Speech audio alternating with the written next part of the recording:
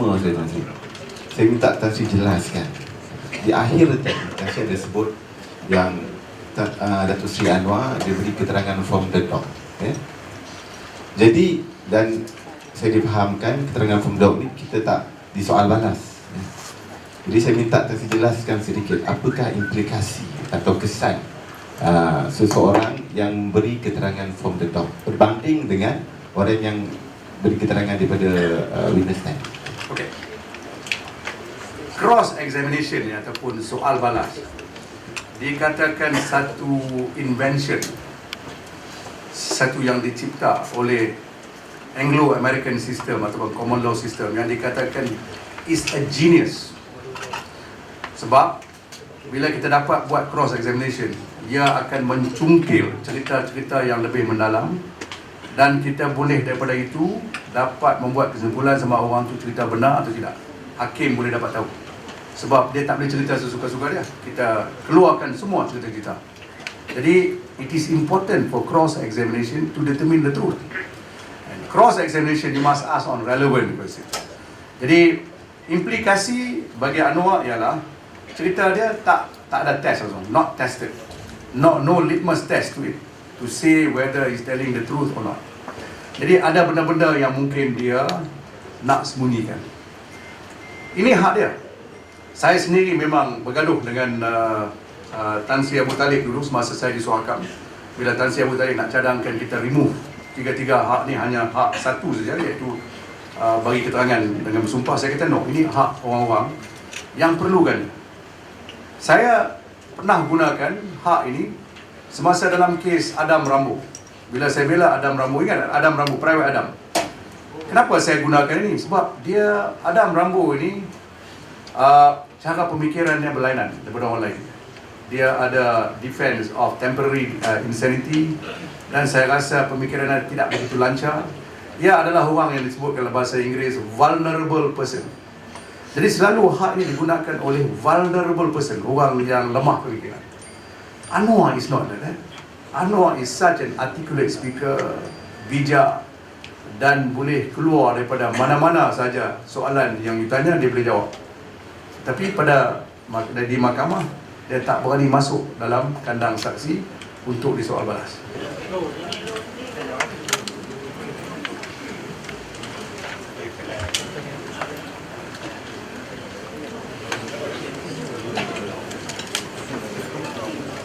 Assalamualaikum. Nama saya Lukman, saya dari Pabrika Tamas. Soalan saya Tan Sri, bahawa ini Presiden Bar Council telah menyatakan dua statement.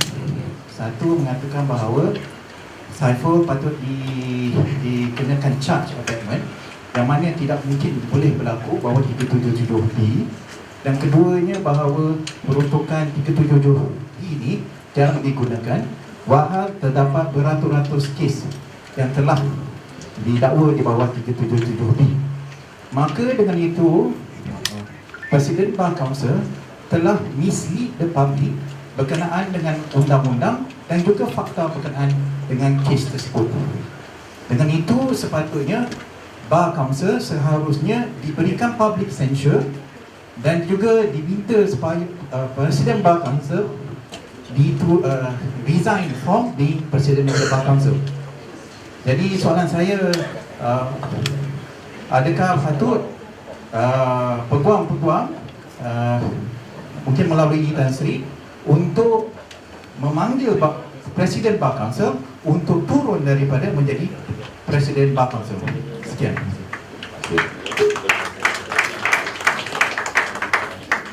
Okey. Christopher Leong, Presiden Bar Council sekarang, bukanlah seorang peguam kes-kes jenayah.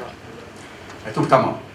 Jadi dia punya komen berkenaan dengan 377B dan 377C memang tidak tepat sebab beliau tidak faham langsung fakta yang diturunkan dalam kes ini, iaitu berkenaan dengan bahawa Saiful sendiri kata, dan bila dia cerita semuanya dalam mahkamah, dia kata saya tak rela tetapi terpaksa menyerah. Indicates clearly he was not a willing participant within the meaning of the law. Okay? We have a lot of rape cases where women are involved, where the woman has been put in a position where she actually give in, but she never consented. Yeah? There are many cases like that. So similar thing can happen to a man. In fact, perhaps even more dramatically than in the case of women, especially when you are talking about working condition, especially with a man like Datuk Sri Anwar, who is very dominating and who is very powerful in that sense. Now, Christopher Leong also made the statement that this case is afraid exhibit persecution rather than prosecution. Now, when he said that, he is implicating the federal court itself, because the federal court will see if this is a persecution rather than a prosecution, because the federal court came to a conclusion that the evidence are ample and in fact overwhelming. So that is actually satu penghinaan mahkamah, is a contempt of court. Somebody should take this proceeding. I cannot be doing all this on my own, because then it will become an agenda. Anwar will say this is my agenda against you. As it is today, when I cross-examine him on Anifah Aman's case, dia dah mula tunjuk dia punya bebal. So I had to scold him and tell him to behave. So I do not want this to be seen as my own personal thing against Anwar. Somebody else, like the Attorney General, must mula ambil langkah-langkah tentu. Then Ambiga is a former Bar Council chairman or chairperson. Now Ambiga is being Ambiga is being ambiguous. She never said what is it that she's making the point. And she said, can you imagine a former Bar Council chairman, a current Bar Council chairman, misbehave in public?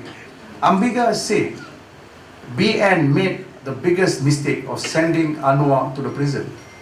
Who sent Anwar to the prison? Are you saying the Chief Justice together with the other 4 judges part of Barisan Nasional? It is the worst insult you can throw to the members of the judiciary. It is the worst contempt called scandalizing the court. So this is yet again something which the Attorney General should take Ambiga to court for contempt. Now, I must mention to you, the Bar Council has become a political animal. It's no longer independent. Under the Bar Council, the Legal Profession Act, their mere charter is that they must be independent. They must be as independent as, in fact, the judiciary. In fact, the strength of the Bar Council is heightened the more independent they are. In a case called, very ironic, in a case called Siva Rasa lawan Badan Peguam Malaysia, Siva Rasa wanted to be in the committee of the Bar Council because he's an MP. Dia kata there's nothing wrong for an MP to be in the Bar Council, but the federal court said no. Who wrote the judgment? Justice Sri Ram. Sri Ram said, well, if you look at the charter, you're supposed to be independent. The prohibition for full-time politician and MP to not to be in the Bar Council is reasonable, because if you are a partisan politician and you are in the Bar Council, you will infect the Bar Council to be no longer independent. Therefore, that is a reasonable prohibition. So if you look at this judgment and then the charter of the Bar Council have completely gone off the road and they've gone into the drain. They are no longer independent. They are in fact a political party belonging to the opposition. Okey, soalan saya sebenarnya 2, tapi tadi saudara tadi telah bring up tentang bangsa jadi 3 dah sekarang. Okey, so, saya Amir Abidin, saya masih lagi pelajar Universiti Kuala Lumpur. Major in Islamic and Conventional Finance. Jadi saya sangat tak ada ilmu dari segi Federal Constitution. Pertama sekali saya nak tanya Tan Sri, macam mana apa ingredient utama Tan Sri untuk yang dengan kelik hanya berdua untuk melawan opposition yang mana menampilkan 13 orang peguam untuk membela diri dia seorang. So kalau kira dia 14 lah campuran dia sekali kan. Okey, itu yang keduanya tentang Bar Council. Macam mana Bar Council memilih seorang yang tak fit dan juga yang sangat tak ada, seperti yang Tan Sri beritahu tadi, yang tak ada pengalaman tentang criminal act dan sebagainya, untuk and then pilih dia untuk jadi presiden dan sebagainya. Macam manakah proses untuk kita bersihkan balik bar council supaya pendapat dan masyarakat menjadi lebih yakin pada hari yang akan datang. Dan soalan terakhir saya adalah tentang apakah yang kita cuba untuk promote pada publik, sedangkan kita tahu baru-baru ini, semalam ataupun hari ini kalau tidak silap saya, yang Anwar hadir ke mahkamah untuk menghadiri sesi yang terbaru ni, yang kes saman. Okay, sedangkan dia diberi privilege yang jauh berbanding dengan banduan-banduan lain yang disertakan dengan handphone dan sebagainya. Adakah ini adil tentang dari segi Anwar sendiri dan juga banduan-banduan lain? Apakah privilege kita kan kita mempromotkan double standard bagi untuk rakyat? Macam mana? Susah saya nak cakap. Okey, soalan pertama berkenaan dengan 14 peguam lawan satu dalam Mahkamah Persekutuan. Sebenarnya daripada dulu, semenjak saya mula kerjaya saya sebagai Timbalan Pendakwa Raya, bila saya lihat dua perkara. Satu, bila saya lihat lawan saya lebih daripada 3 orang, saya dah tahu kes tu saya akan menang. Kalau one to one lebih susah, sebab dia concentrate, peguam dia akan concentrate. Lebih-lebih lagi peguam tu yang peguam muda, yang will not take any chances. Dia akan leave no stone unturned. Jadi kalau kita nampak 14 ni macam cerita too many cook spoil the broth. This is what happens. Sometimes one cross-examine this way, the other cross-examine this way, you know the whole thing is debunked. So that's what happened when you have too many generals. In fact, in this particular case, in the defense team, when you have that, the other problem is one is thinking the other is doing the work. In the end, nobody does the work. So the one on the other side, one person he knows he's got to do everything, he will do everything in the end. So that's the reason why I think we perform better. Now, Bar Council, what do we do with the Bar Council since they have become disbanded? It reminds me of what Lee Kuan Yew did in Singapore. At that time, I was quite annoyed with Lee Kuan Yew because I thought he invaded the Bar Council. But now, you realize some of the things where the old man did must have a reason.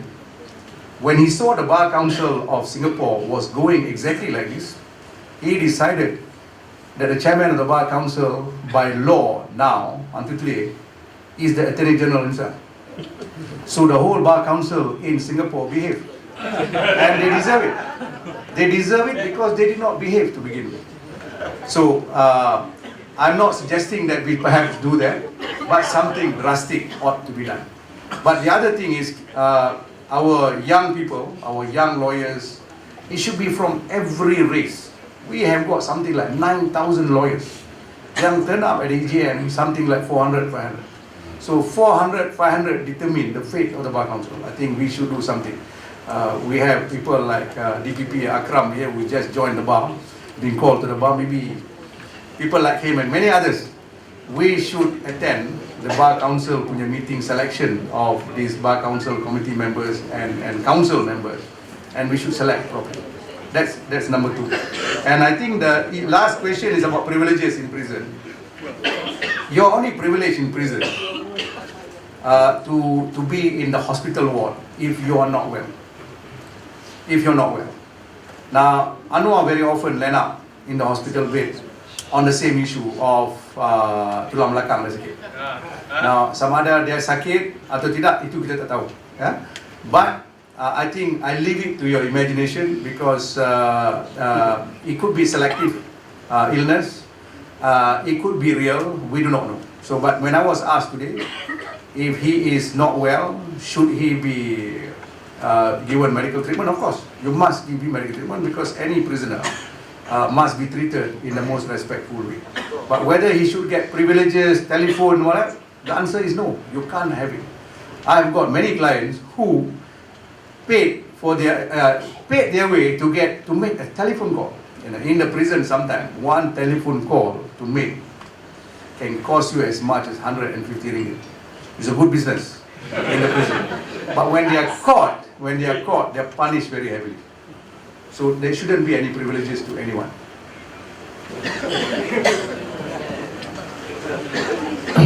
Assalamualaikum Tan Sri. Tidakkah pemilihan Tan Sri sebagai ketua pendakwa raya? Saya Syarif daripada Damansara. Adakah pemilihan Tan Sri untuk sebagai ketua pendakwa raya secara tidak langsung menunjukkan kelemahan yang sangat ketara di Jabatan Peguam Negara yang gagal mendakwa setelah berapa kali cubaan dibuat? Itu pertama. Tidakkah ini memberi refleks bahawa Peguam Negara lemah dalam sudut pendakwaan? Yang kedua, sepanjang pembicaraan ini, apakah benda yang paling rumit yang Tan Sri hadapi ketika berdebat ataupun berhujah dengan pihak peguam bela? Kerana kita nak tahu, sebab dalam mahkamah kita tak dapat akses. Kita nak tahu apakah poin yang paling rumit untuk Tan Sri yakinkan pihak hakim bahawa Tan Sri berada di pihak yang benar. Dan yang ketiga, akhir sekali, tentang poin-poin yang sering dibincangkan di kedai-kedai kopi, di Facebook, di Twitter dan sebagainya.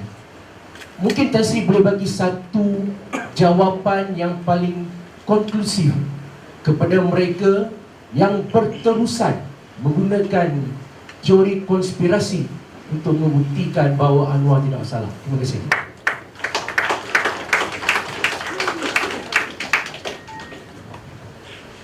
Saya hanya satu soalan boleh tambahan. Oh, Kalau tidak keberatan, ya. sebab kata saya Ringkas ya. Ringkas. saya penting sebabnya nama saya Faizal, juga pengamal media. Sebab untuk pengetahuan Tan Sri, ketika mula-mula kes ini dilaporkan pada tahun 2008 kan, waktu mula-mula kejadian ini dilaporkan, saya ada menulis satu rencana di harian, iaitu kaedah mengenal mangsa dan pemangsa dalam kes ini. Jadi hari ini apabila saya melihat perjalanan kes ini selama bertahun-tahun lamanya, dan tadi saya pun dah mendengar banyak soalan tentang saya tu punya kedudukan, sama ada beliau sebagai rela atau tidak rela. Jadi saya rasa sambil kita boleh belajar tentang kes ini, saya kira satu perkara yang patut kita ambil, saya tanya kepada Tan Sri, supaya ini persiapan ya, supaya rakyat Malaysia yang akan datang tidak mengulangi kesilapan seperti ini. Sebab ada satu kes yang mengikat yang kita boleh belajar. Contohnya, saya dalam susah untuk menentukan seorang itu mangsa atau pemangsa sebab kedudukan yang kabur. Jadi saya nak berkata nanti di masa-masa akan datang. Jadi kalau katakan ada seseorang yang lain, orang yang lain, mereka mungkin memberi tawaran seks contohnya. Biasa kita mendengar tawaran seks ni seorang wanita menawarkan seks kepada seorang lelaki atas kepentingan tertentu contohnya. Tapi di masa akan datang, katakan ada seorang lelaki yang lain yang mengetahui bahawa yang ditawarkan itu mempunyai kecenderungan seksual yang berbeza, maka dia menggunakan sebagai umpan, katakan. Jadi bagaimanakah di masa akan datang kita boleh memberi satu garisan supaya untuk menentukan kekaburan itu jelas, seseorang mangsa itu adakah dia benar-benar mangsa dalam arti kata itu benar, atau dia boleh berubah menjadi pemangsa itu menggunakan umpaman. Sebab tadi dikatakan 37B itu, iaitu mangsa beliau tidak beliau tidak merelakan sebab beliau melaku. Kes ni sama seperti pemberi rasuah kan. Bila pemberi rasuah, biasanya pemberi dan penerima rasuah akan didakwa. Tapi kalau saya beri rasuah dan saya melapor kepada BPR, maka saya terkecuali. Contoh seperti itu. Bagaimanakah di masa akan datang kita ingin membezakan garis pemisahan? Terima kasih. Saya jawab soalan penghabisan dulu sebab dia banyak fakta tu sebelum kita terlupa ya. Okey, soalan dia ialah bagaimana cara-cara in what way we can make sure that we don't commit mistake in the future to identify the victim and the aggressor. And then in a situation where the victim pretends to be a victim, in fact seduce the aggressor to commit the act on him. I think that's basically what you are asking. Yeah, the question of giver and taker and all that. Now, dalam istilah undang-undang, dalam perbicaraan dalam mahkamah, kalau seseorang yang dikatakan mangsa itu berpura-pura menjadi mangsa, tetapi walhal dia yang memulakan episod tersebut, he can be regarded as an accomplice ataupun sekurang-kurangnya dia punya character come into issue. Jadi kalau character dia come into issue, sama ada mahkamah boleh percaya dia atau tidak, akan menjadi isu yang lebih besar. Jadi kita boleh buat kesimpulan, mahkamah boleh buat kesimpulan bahawa oleh sebab kita susah nak percaya victim tersebut ataupun so-called victim tersebut, jadi kes itu lemah. Jadi ini semuanya terpulang kepada factual matrix of the case. Tiap-tiap satu kes, fakta-faktanya berlainan, corak-corak dia berlainan. Jadi it is very difficult for me to make one statement and say this is how the guideline. It's very difficult. Especially this is a matter about man and woman dah jadi complication. Ni man and man, it's more complicated. There's a lot of issues that you need to sort out. I hope I have answered that question to you. The first person tadi asked 3 questions. Satu, why AG appoint me and not do it themselves? Now you must be fair. One thing, Anwar disqualified the AG, disqualified in fact a few of the DPPs the first round. Dia katakan sebab the current AG together with a few DPPs have conspired in a particular act. Jadi the AG himself pull up together with other DPPs. Jadi dia memang tak boleh prosecute Anwar dah. Now, secondly, you must pay respect to the former prosecutor, iaitu Dato' Yusof Zainal Abidin. He is a very good prosecutor. He puts every item of evidence forward.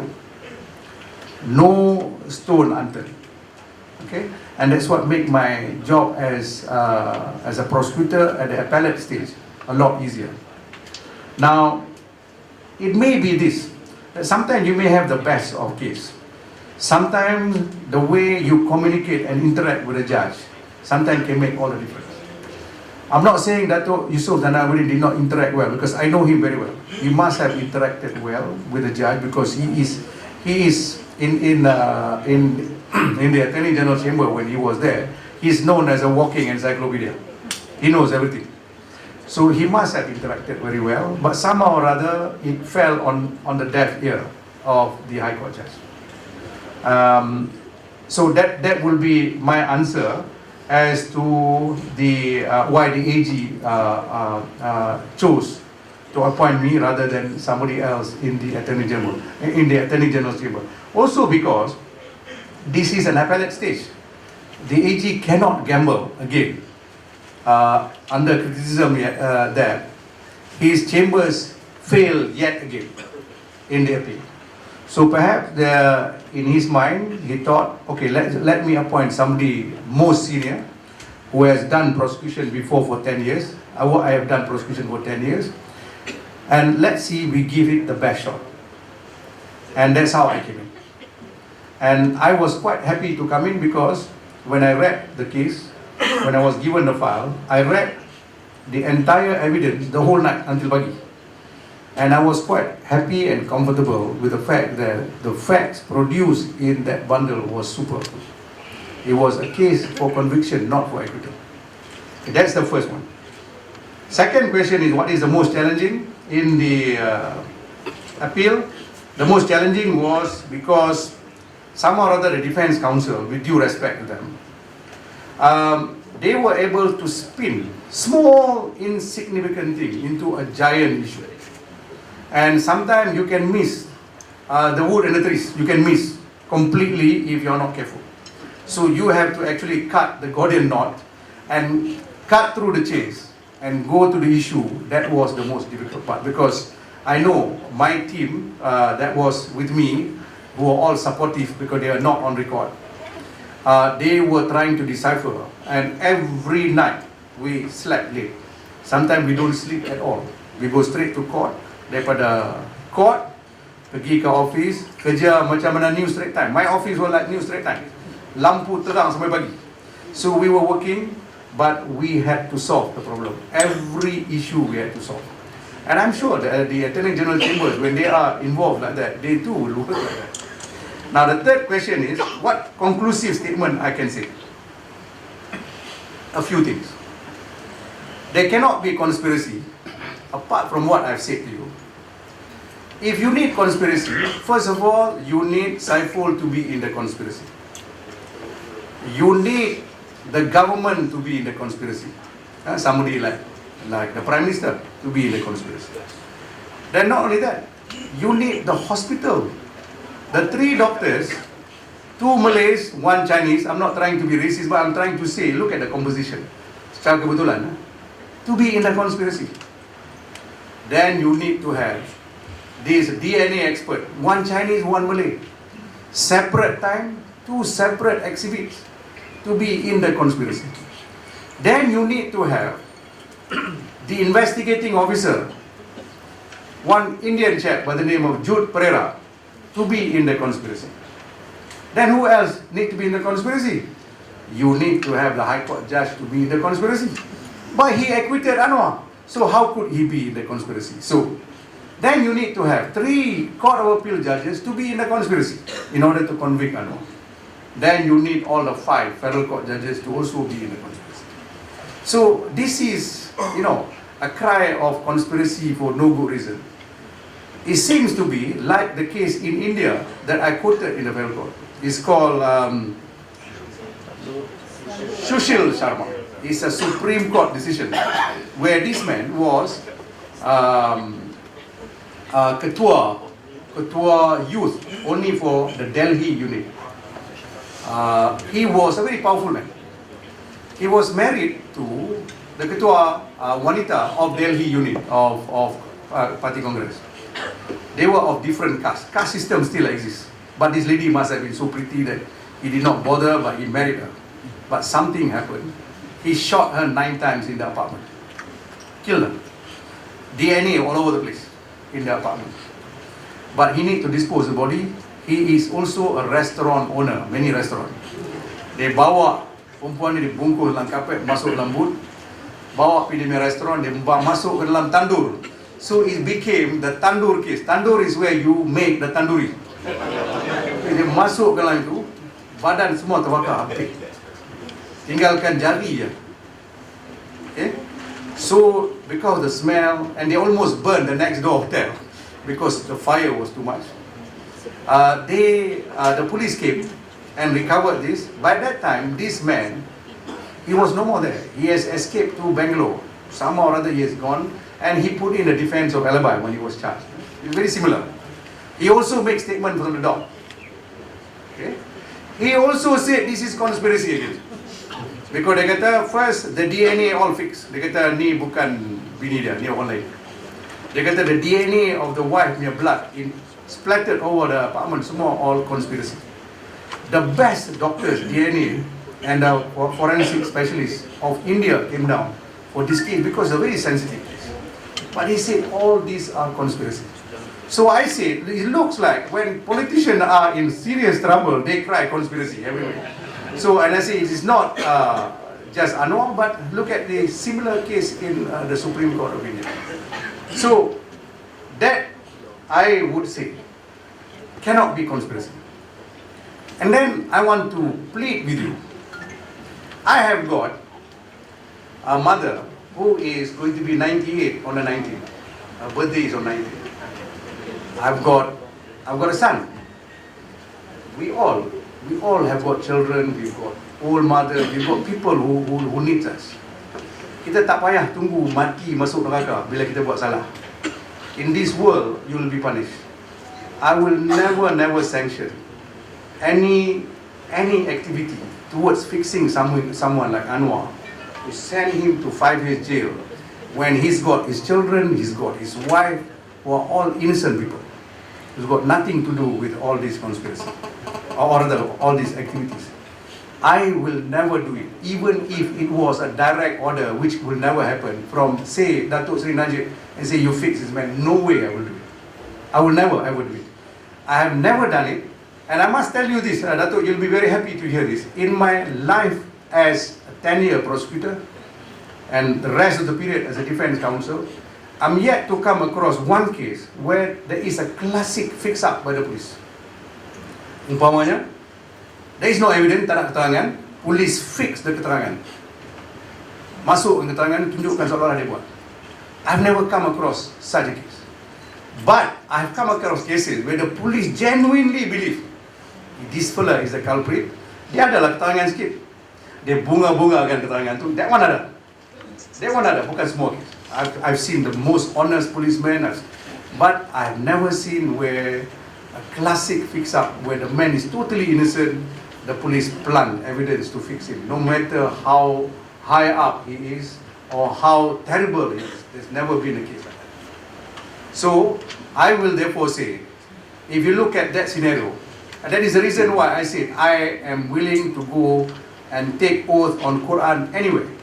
You ask me a direct question, do you believe or not that Anwar is guilty and therefore you took up the case? My answer is emphatically yes.